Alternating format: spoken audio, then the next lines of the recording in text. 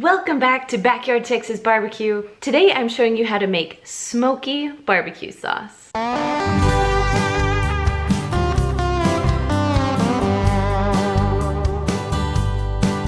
So I'm Kristen, and every Friday I share a new barbecue recipe with you so you can make delicious recipes for your guests right in your backyard. So today I'm showing you how to make a smoky barbecue sauce, but I'm also making some delicious Hawaiian chicken kabobs that I'm making the sauce especially for. So first I'll start in the kitchen, make the sauce in the saucepan. It really only takes a few minutes to throw together. Next I'll make the kabobs, and I'll show you how to cook my sauce and kabobs at the same time. All right guys, if you're ready, let's get cooking.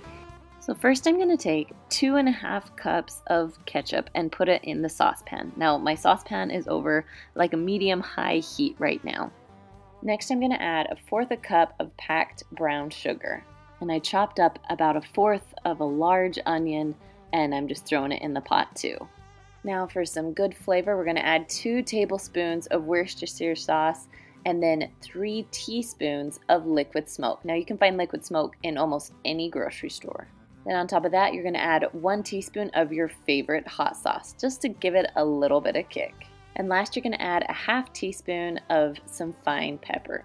All right, that is it. Now we're just gonna mix this up until it's really well combined. Now after about a minute or so, you're gonna turn down the temperature to low so it can just sit and simmer. If you keep it high, it will start exploding out of your pan. Now while that simmers, I'm gonna make my kebabs. So I have chicken, I cut up some onions, I love zucchini on my kebabs, some red peppers, and then of course pineapples to make it Hawaiian. Now when I make my kebabs, I like to keep it in order. So it doesn't matter what I start with, just make sure that I'm getting all 5 ingredients and just keep repeating so I won't have some that are all chicken or all zucchini. Now I put them on a large cookie sheet so it's easy to take outside to the grill.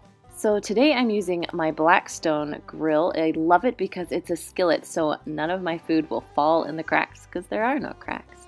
So once they're on the grill, I'm getting a little bit of my barbecue sauce, and I'm just lightly coating this side. Once I flip them, then I'll coat the other side.